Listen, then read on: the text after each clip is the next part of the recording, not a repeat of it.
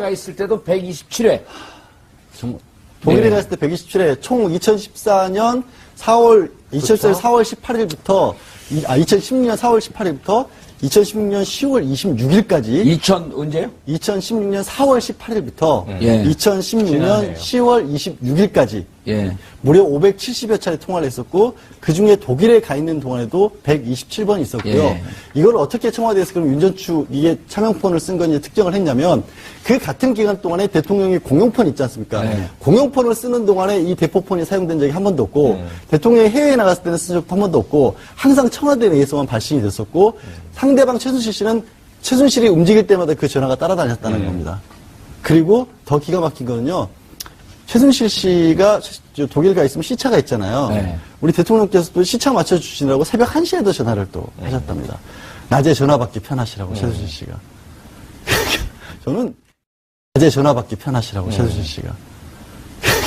저는 근데 날짜도요, 10월 26일이 언제냐면, 생각해보시면 10월 24일 날, 그 전까지 그렇게까지 대통령이 막 부인하고, 10월 24일 날 오전에 개헌 얘기 꺼내면서 전국을 블랙홀로 밀어 넣으려다가 10월 24일 날 저녁에 태블릿 PC 보도가 JTBC에 나오면서 모든 게 뒤집어지면서 10월 25일 날 오전에 1차 담화 그 안 하던 사과를 했지 않습니까? 예. 그리고 그렇지만 최순실 씨와는 관계가 없었다고 했는데 그 담화하고 나서까지 최순실 씨와 그 폰으로 통화한 겁니다. 독일에 있는 최순실 씨. 모르긴 뭘 몰라요. 다 알고 있었던 거죠. 그 차명폰으로. 차명폰으로 윤전추 행정관 이름으로 만든 차명폰으로.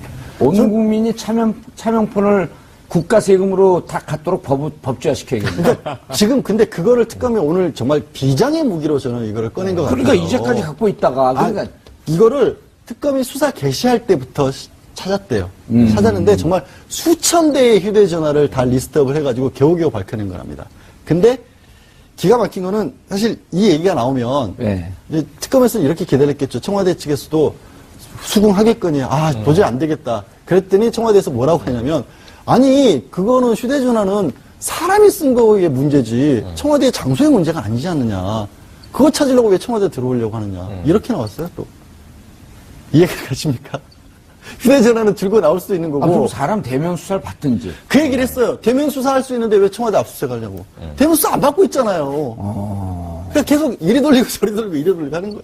야, 헌재가 이걸 보고 있겠네. 당연히 보고 있겠죠. 제 생각에는 이걸 관전하는 가장 무서운 곳은 심판을 하는 헌재, 그리고 그 심판의 주체가 누구냐면 국민이잖아요. 그러니까 헌재가 뭐 정치적 판단을 하느냐, 법리적 판단을 하느냐 얘기가 많지만 헌법에 근거하여, 헌법은 국민주권주의. 이게 첫 번째 지금 탄핵 사유입니다.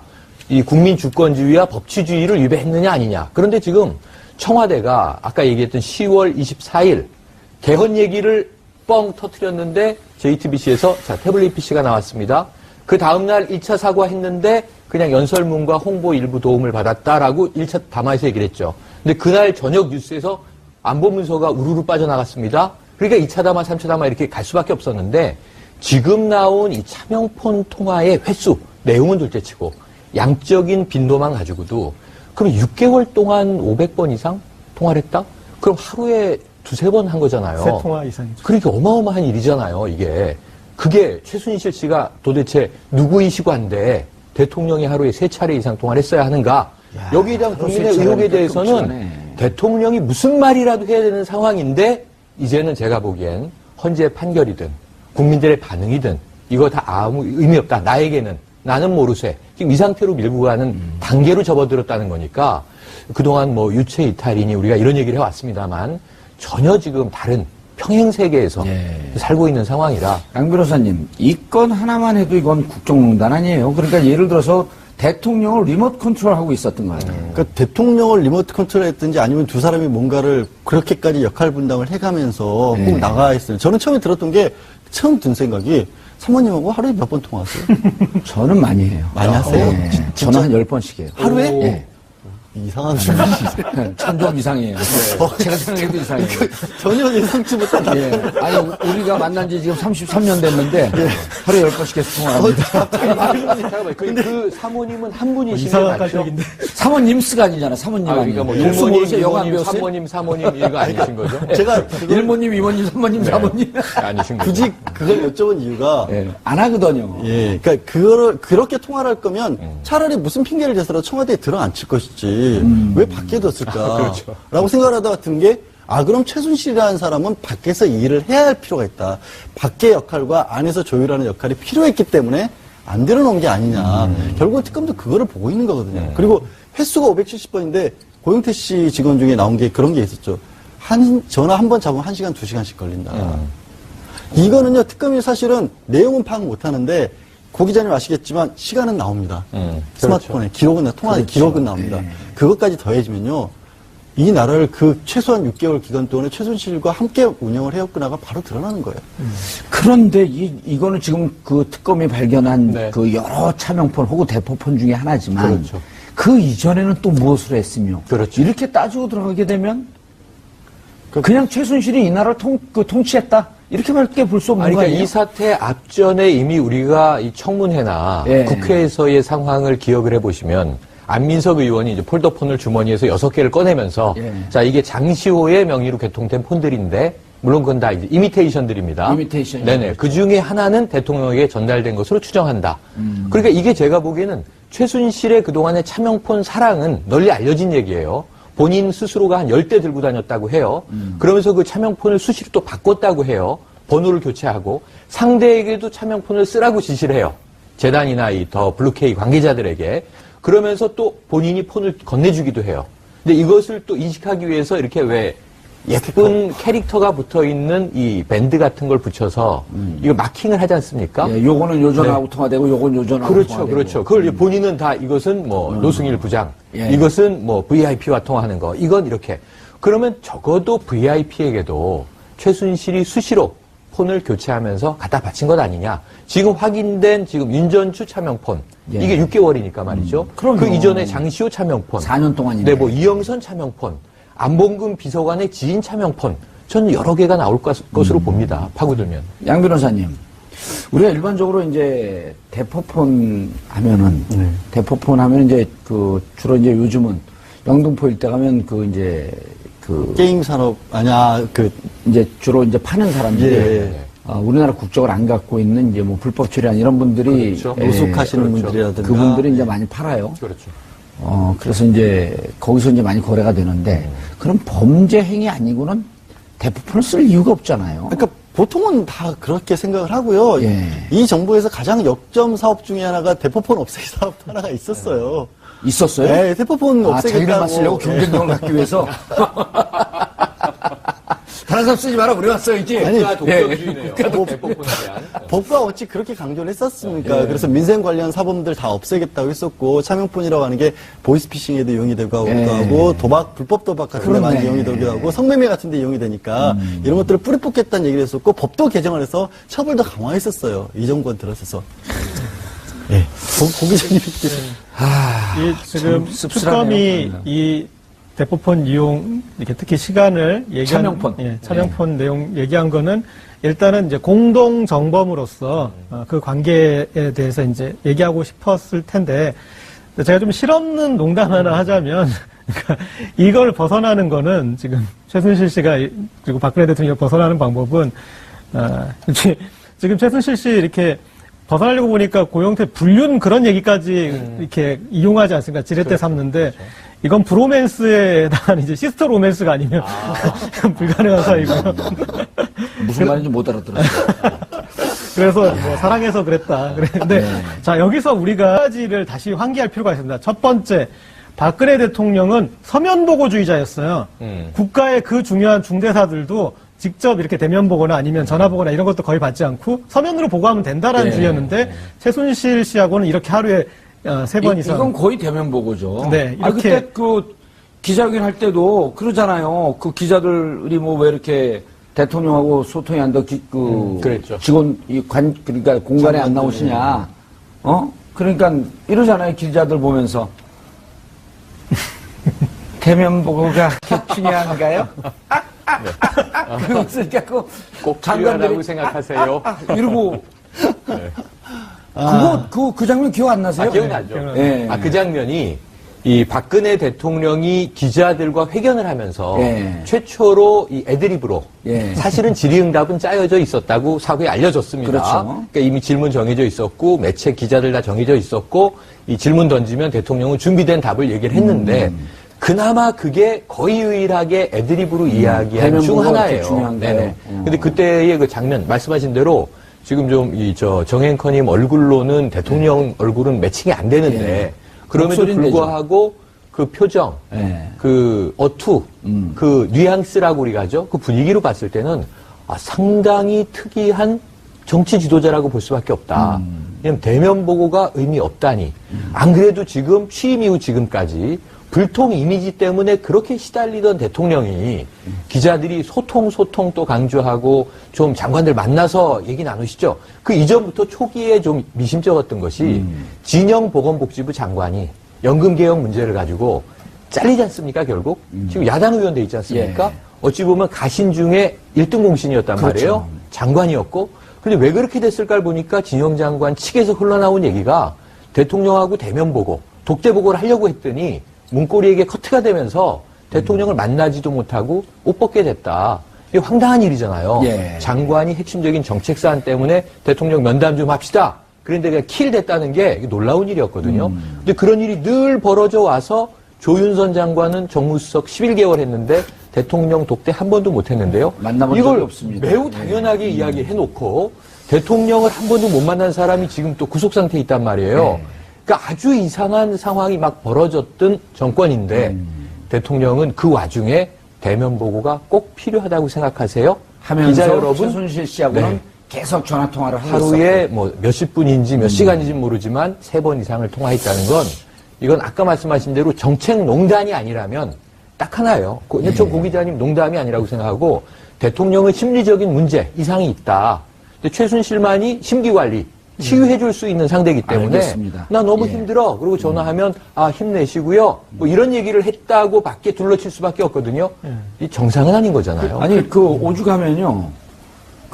제가 이제 한나라당 의원했던 전혁 의원하고 요즘 무슨 다른 방송을 하고 있는데 보고 있습니다.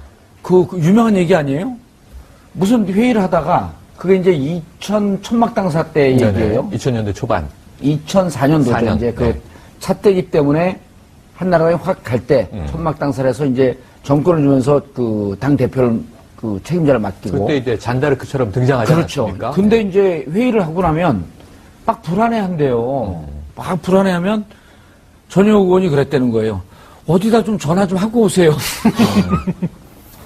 그거 모르세요? 그거 유명한 얘기예요. 그러면 나가고 막 전화를 하고 들어오면서 아주 밝은 표정으로. 편안해진. 예, 그게 바로 심기관리. 뒤에서 네. 봤더니 최순실 씨에게 통한 거였더라. 이런 정권에 우리가 살고 있었던 네. 거예요. 자, 그런데 양 변호사 말씀하세요. 예. 네. 아까 그게 첫 번째 하나 우리가 죄송합니다. 주목해야 되는 게 그렇게 서면 보고주의자였는데 이 최순실 씨하고는 대면 보고에 준하는 전화로 서로 이렇게 했다. 어떻게 보면 지금 캐릭터로 보면은 박근혜 대통령과 최순실 씨는 정말 궁합이 잘 맞죠. 박근혜 대통령은 계속 그쪽으로 보는데. 전형적인 결정장애고 예. 최순실 씨는 일도 양당 간의 결정을 팍팍팍 내리는 사람이니까 그렇게 심리적으로 의지할 만했겠죠. 예. 그러나 그것은 분명히 이제 국정을 어떤 농단한 것이고 최순실 씨에게 그 여지를 넘긴 것이니까 문제가 된 것이지만 또 하나는 세월호 7시간 때 박근혜 대통령이 전화 통화를 이 국가안보실장하고 몇 분을 했냐는 거예요. 몇 통화를 하고. 아마 아하. 2번에 걸쳐서 2분 내외였을 거예요. 그리고 그날 한 10분 정도 통화했던 건 다른 건으로 예. 박근혜 대통령 이제 개인의 의지가 노동복지위원회하고 예, 했던 거. 최원영 고용복지수석과 그 부분 빼면은 그 중요한 사안에 대해서 고작 1, 2분 얘기하는 분이 예. 최순실 씨와는 이렇게 하루에 3번씩, 3번 이상씩. 그리고 그렇게 오랜 세월호 7시간하고 시간을 대비해서 했다는 거. 보니까 정말 그때는 정말 중요한 시간이기 때문에 우리가 늘 주장했듯이 벙커에 들어가서 회의를 하고 있든 네. 아니면 만약 그렇지 않게 되면 각 부처에 대해서 일일이 지시하고 있었을 그 시간에 막상 안보실장하고는 통화도 채 10분도 안 됐고. 그렇죠. 그리고 그 시간에, 그 중요한 시간에 박근혜 대통령 옆에 누가 있었냐가 중요한 거죠. 박 대통령과 최순실 그리고 비서진들은 대포폰을 사용했다. 특검의 수사 결과죠. 어제는 그런 대포폰을 최순실의 개인 비서 노릇을 한 청와대 이영선 행정관의 후배가 운영하는 휴대폰 대리점에서 개설했다는 사실까지 밝혀졌습니다. 생각해보면 기가 막힐 일입니다. 세계 어느 나라 대통령이 자신의 비서진들과 대포폰으로 상시 통화하고 그리고 그 대포폰은 비서진의 민간인 지인을 통해서 주기적으로 대량으로 공급받습니까? 대통령까지 갈 것도 없습니다. 일개 주민센터도 그렇게는 안 돌아갑니다. 사기업도 그런 곳은 없죠. 사장과 직원들이 항상 대포폰으로 통화하고 몇 개월마다 폰을 전부 교체하고 그런 회사가 있나요? 범죄 집단 말고 그런 곳이 있습니까? 항상 대포폰을 사용하는 사람은 자신이 하는 일이 세상에 드러나서는 안 되는 일이라는 걸 스스로 자각하고 있는 겁니다. 박 대통령은 아무것도 몰랐고 오로지 국정 운영만 생각했다는 말을 그래서 믿을 수가 없는 겁니다. 국정 운영을 왜 대포폰으로 합니까? 이 대포폰 이야기가 처음 나왔을 때만 해도 청와대에서는 말도 안 되는 얘기라고 했죠. 예, 펄쩍 뛰었습니다. 말도 안 되는 얘기라고 거의 뭐 코웃음을 치는 정도 반응을 했는데 요즘은 반응이 없어요. 네, 할 수가 없죠. 요즘은 반응이 없는 것이 너무 구체적이고 게다가 번호가 나와버렸어요. 번호가. 예. 네. 어제 관련 뉴스가 많이 나왔죠? 네, TV조선이 번호를 특정해서 보도했습니다. 끝자리가 4021인데요. 이 번호가 대통령 차명폰으로 추정되는 거랍니다.